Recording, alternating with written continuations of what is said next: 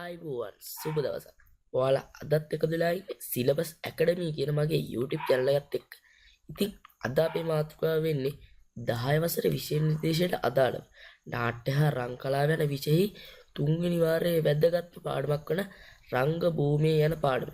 ඉතින් අදත් වීඩියෝට යන්න කලින් ඔයාලා පල්ලෙහා තියෙන subscribe button එක click කරලා ඊට හැපැත්තේ තියෙන මේ bell icon එකත් all දාලා තියාගන්න. එතකොට අපි වීඩියෝ එකක් දාපුවම ඔයාලට notification එක මාර්ගෙන් දැනගන්න පුළුවන්. එහෙනම් අපි යන් අද අපි වීඩියෝ එකට.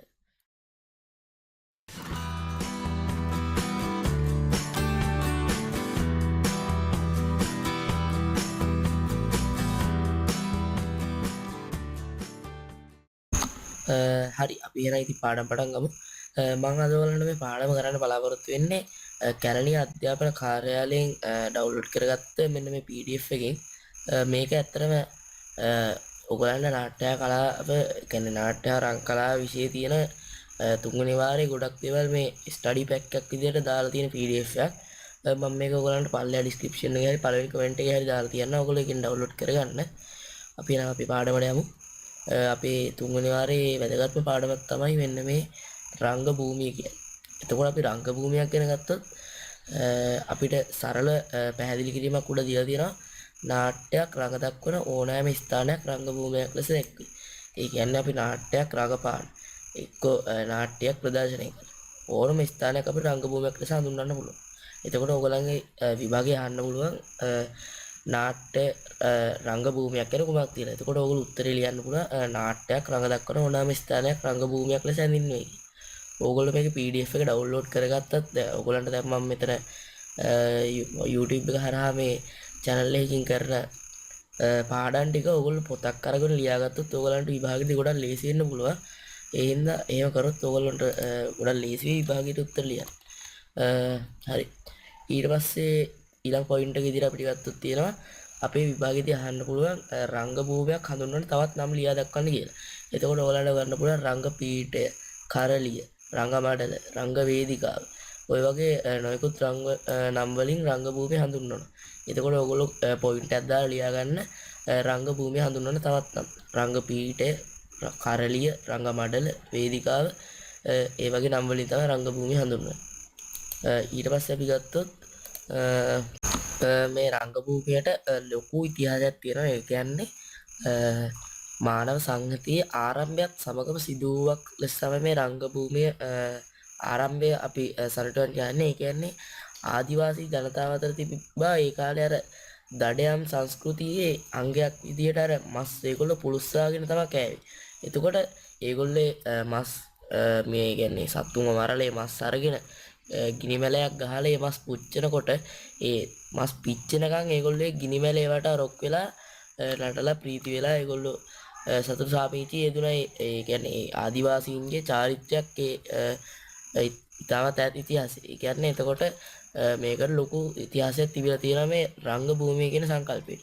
එතකොට අපිට මෙතන තුන්වෙනි පොයින්ට් එකෙන් ඒක තමයි පෙන්වන්න තියෙන්නේ. රංග භූමියේ ආරම්භය මානව සංගතිය ආරම්භයත් සමග සිදු වුණා. ඒ කියන්නේ අපි කලින් කතා කරපු ටික. එතකොට ආදිවාසී ජනතාව අතර තිබූ දඩයන් සංස්කෘතියේ එක් අංගයක් වන්නේ මස් පුලුස්සා කෑමයි. දැන් එතකොට ගිනි මැලයක් ගසා දඩයම් කරන ලද සතුන් එහි පිලිස්සෙන්නට හැර එතෙක් එම ගිනි මැලයට රොක් වී නටමින් ප්‍රීති වෙති. කියන්නේ මේක ඉතිහාසය ගැන අපිට මේ පොඩි ඡේද කැලේ කියවම තේරෙනවා. එතකොට අනෙක් සමාජිකයන් මේ නරඹ ආස්වාසය ලබ. කියන්නේ පිරිසක් නටමින් ප්‍රීති වෙනවා. තවත් පිරිසක් ඒ බලමින් ආස්වාසය ලබනවා. එතකොට මේ වෙච්ච දේ ඒ කියන්නේ මේ මෙතන මේ තිබ්බ රංග භූමිය. එතකොට ඒක හඳුන්වන්නේ ගිනි මැල රංග භූමිය. ඒ කියන්නේ ගිනි මැල භූමිය ලෙස.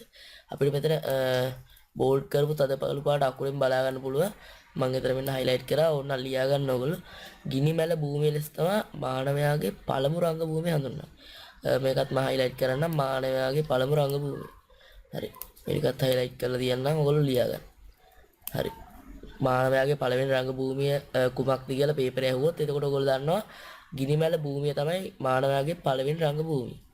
ඊට පස්සේ අපි ගත්තොත් මේක මම මේ කරන්නේ සම්පූර්ණ පාඩම විග්‍රහ කිරීමක් නෙමෙයි. ඒ කියන්නේ ෂෝට් නෝට් විදියට අපිට ඔයගොල්ලන්ට ඉක්මනට කරුණු මතක තියාගන්න පොඩි පොඩි පොයින්ට්ස් වලට දාලා මේ ස්ටඩි පැක් එකකින් උගන්වන්නේ. එතකොට අපි ඊළඟ පොයින්ට් එක දිහා බැලුවොත් අතීතයේ ශාන්තිකර්ම රඟ දැක් වූ යාග භූමිය මෙන්ම කොළ පෑගීමට ගන්නා කමතද පෙර රංගභූමිය ලෙස දැක්වියද. ඒ කියන්නේ මෙතනින් ප්‍රශ්න ගොඩක් හැදෙන්න පුළුවන් ඡේද දෙකක් මේක. එතකොට අහන්න පුළුවන් කලින් ඡේදයෙන් මානවයාගේ පළවෙනි රංගභූමිය. එතකොට මේකෙන් අහන්න පුළුවන් අතීතයේ ශාන්තිකර්ම රඟ දැක් වූ රංගභූමිය මොනවද කියලා. එතකොට ඒක තමයි රංගභූමිය හඳුන්වන නම තමයි යාග භූමිය කියන එක. මම ඒකත් හයිලයිට් කරලා ලියා ගන්න ඕගොල්ලෝ. එතකොට මේක කොළ පෑගීමට ගන්නා කමතද පෙර රංගභූමිය. එතකොට කොළ පෑගීමට ඉස්සර කාලේ ගත්ත කමතද රංගභූමියක් ලෙස භාවිත කරගෙන තියෙනවා ඒ කාලේ. ඊට පස්සේ අපි ගත්තොත් සොකරි. සොකරි කියන ගැමි නාටකයේ සඳහා කමත රංගභූමිය කොටගෙන ඇත.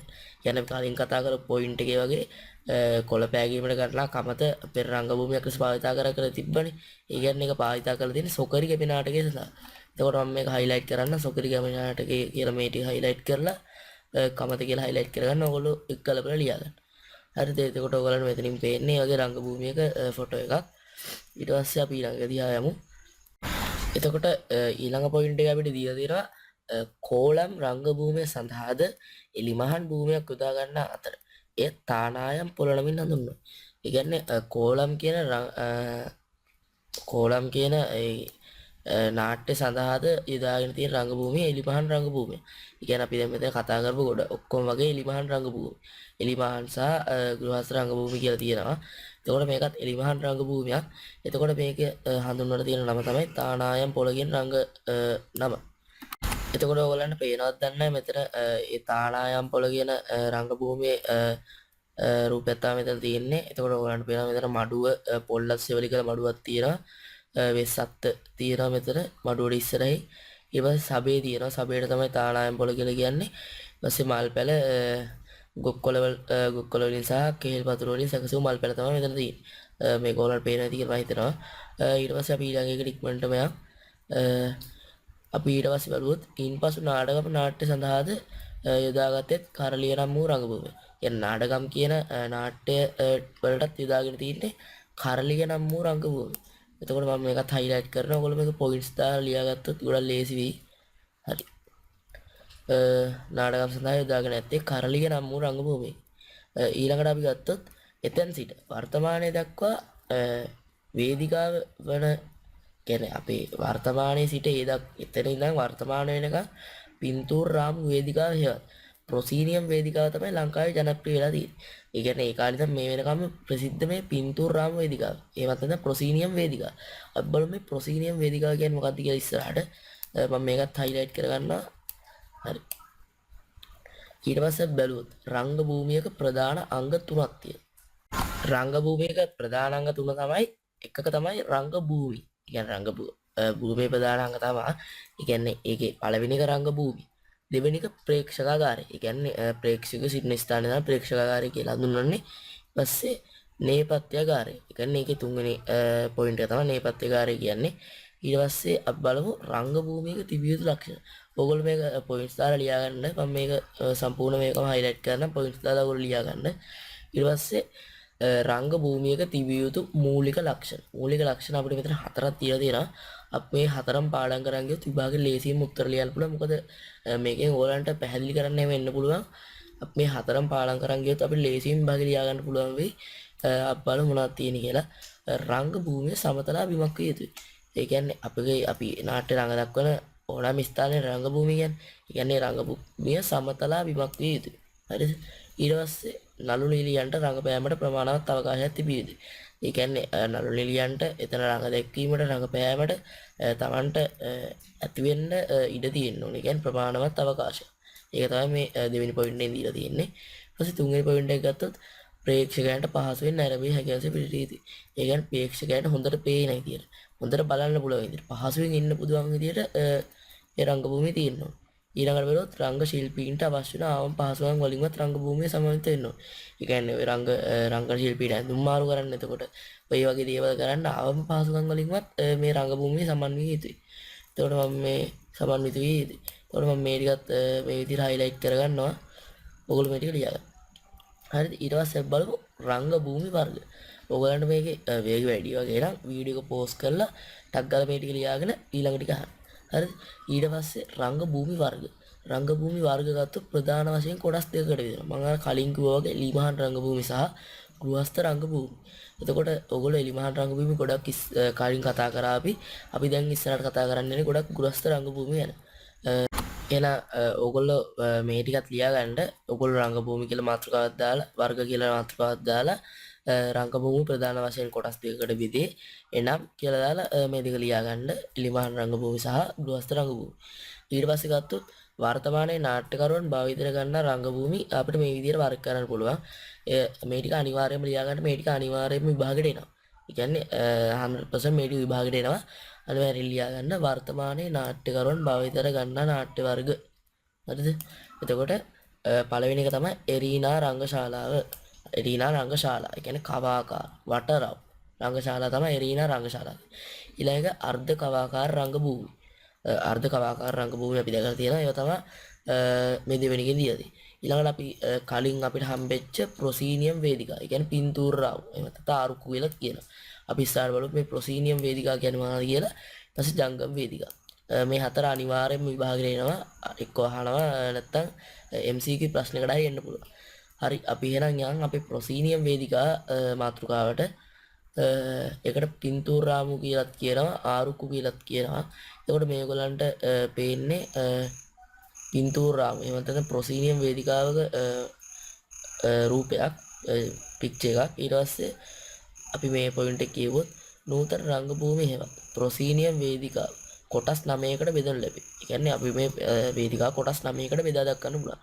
ඒ ඍජුකෝණාශ්‍රාකාර හැඩයකින් යුක්ත වන මෙම රංගභූමිය බෙදීම භූගෝලීය බෙදීම නමින් හඳුන්වයි. මේක ඔයගොල්ලන්ගේ MCQ ප්‍රශ්නයකට අහන්න පුළුවන්. ඒ කියන්නේ මෙහෙම අහනවා. ප්‍රොසීනියම් වේදිකාව කොටස් 9කට බෙදනු ලැබේ. නැත්නම් මේ කෙටි ප්‍රශ්නයකට අහන්නත් පුළුවන්. එම රංගභූමිය බෙදීම කුමන නමකින් හඳුන්වයිද කියලා. එතකොට ඔයගොල්ලෝ ටග් ගාලා උත්තර ලියා ගන්න පුළුවන් භූගෝලීය බෙදීම අනුව. හරිද? ඊළඟට අපි ඊළඟට කියමු. මෙහි පිටුපස ගගනිකාව නොහොත් සයික්ලොරාමාව. ඒ කියන්නේ සයික්ලොරාමාව කියන්නේ ගගනිකාව තමයි ඔයගොල්ලන්ට පහසු නමක් මතක තියාගන්න. හරි. මම මේ ටිකත් හයිලයිට් කරගන්නවා. මේ විදියට. හරි. ඔයගොල්ලෝ පහසු නමක් මේ දෙකෙන් මතක තියාගන්න. දෙකටම එකක් තමයි කියන්නේ. ඊළඟ ටික තියෙමු. නැමැති සුදු පැහැති තිරය ඇත. හරිද? ඒ කියන්නේ මේ ගගනිකාව කියන සුදු පාත් තිරය තියෙනවා. මෙම බෙදීම පළමුව වැදගත් වන්නේ නාට්‍ය පෙළ රචකයාටයි. ඒ කියන්නේ අපි මේ බෙදෙන භූගෝලීය බෙදීම පළවෙනිම වැදගත් වෙන්නේ නාට්‍ය පෙළ රචකයාට. මේ ලයිට් ටිකත් ඒ ටිකත් ටක් ගාලා හයිලයිට් කරගමු එනවා. හරි. ඊළඟ පිටුවේ ටික. හරි. එතකොට ඔයගලන්ට මේ පේන්නේ බෙදීම 9කට බෙදලා තියෙනවා. ඊටු ටිකත් අපි කියමු. ඡේදේ ඔහුට නාට්‍ය පෙළෙහි රංග විධාන මගින් වේදිකාවේ නිශ්චිත ස්ථාන නම් කරයි. දෙවනුව වැදගත් වන්නේ අධ්‍යක්ෂකයාට හා නළු නිලියන්ට. වේදිකාවේ නළු නිලියන් හැසිරීම මේ වගේන් පහසුයි. කියන්නේ මේ බෙදීම තුළින් වේදිකාවේ නළු නිලියන් හැසිරීම පහසු වෙනවා. එතකොට තුන්වනුව වැදගත් වන්නේ අනුශාංගික ශිල්පීන්ට. කියන්නේ අනුශාංගික කලාව කියලා අපි ඉගෙන ගත්තනේ කලින්. මේ අනුශාංගික ශිල්පීන් ඉන්නවනේ. ඒගොල්ලන් තමයි මේකේ තුන්වෙනියට වැදගත් වෙන්නේ. අවසාන වශයෙන් රංගභූමි පාලකයට වැදගත් වෙන්නේ. يعني මේ රංගභූමි පාලනය කරන්නත් වැදගත් වෙනවා. එතකොට ඕගොල්ලෝ මේකට ඇඳගෙන බිත්ති හරි කමන්නේ ගහලා මතක තියාගන්න උත්සාහ කරන්න. මේක අනිවාර්යයෙන්ම ඕගොල්ලන්ගේ තුන්වෙනි වර විභාගයට අහයි. එතකොට අපේ රංගභූමි පාඩම මෙතන ඉවර වෙනවා. මම ඉක්මනට අද පාඩම කරා. ඕගොල්ලන්ගේ අදහස් යෝජනා ඕගොල්ලන්ගේ කමෙන්ට් වලින් දාන්න පල්ලෙහා. එතකොට පුළුවන් නම් මේ ක්‍රියාකාරකම තියෙනවා එක් කරන්න. එක් කරොත් ඔයගලන්ට ලොකු දැනුමක් එයි. අනිවාර්යයෙන් මම දන්නවා ඔයගොල්ලෝ කරයි කියලා. මේ ටික තමයි අද පාඩමේ ඔයගලන්ට ඉගෙන ගන්න තියෙන්නේ. මම අද මේ කියලා දීපු දේවල් හොඳට තේරෙන්නේ නැති කියලා මම හිතනවා. තේරුන්නේ නැත්නම් තේරුණා නම් ඒ ඔක්කොම කමෙන්ට් වලින් දාන්න. එහෙනම් මම අද පාඩම නවත්තන්න හදන්නේ. එහෙනම් පාඩම නවත්තන්න කලින් අන්තිමට කියලා ඉන්නවා මගේ channel එක subscribe කරලා bell icon එකත් all දාලා තියාගන්න කියලා. මොකද පාඩමක් දාපුවම ඔයගලන්ට බලා ගන්න පුළුවන්. එතකොට එහෙනම් මම අද පාඩම නවත්තන්න යන්නේ. ආයි මේ වගේ syllabus academy කියන පාඩම මාලාව තුලින් කියන්නේ syllabus academy කියන අපගේ YouTube නාලිකාව තුලින් ඔයගලන්ට පාඩම් මාලාවන් ඉස්සරහට බලා ගන්න පුළුවන් වෙයි. ඊළඟට කරන්න ඉන්නේ මම රංගාභ්‍යාස කියන පාඩම. මේ PDF එක මම description එකේ හෝ first comment එකේ දාලා තියන්නම්. එහෙනම් හැමෝටම සුබ දවසක් කියලා අද ඔයගලන්ගේ SL Academy YouTube නාලිකාවේ අද වීඩියෝ එක නවත්තනවා. සුබ දවසක්.